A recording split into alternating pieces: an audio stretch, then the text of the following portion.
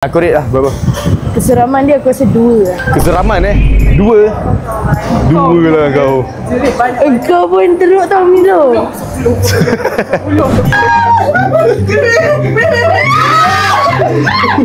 Mana aku nak terbuntau? Sofa aku nak terbuntau. Aku mau menyanyi. Aku tu nak lompat weh.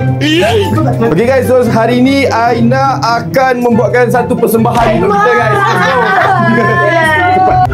Aiman! Kita cakap Aina. Aku lah. Sebab apa? Berat aku 1. Aku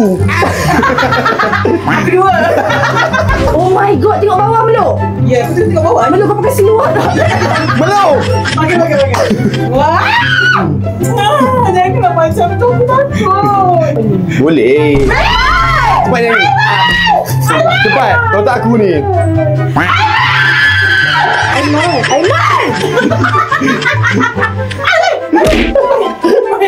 Aku nak kena pegang ni.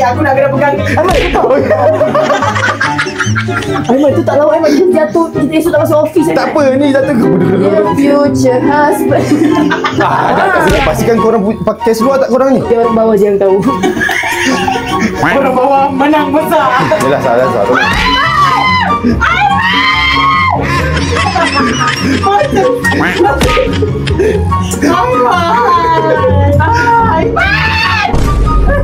Weh, Aiman kau kenapa ni? Aku ada satu challenge untuk korang. Aku cakap dengan Abang Alifan, invite korang masuk permanent terus. Okay.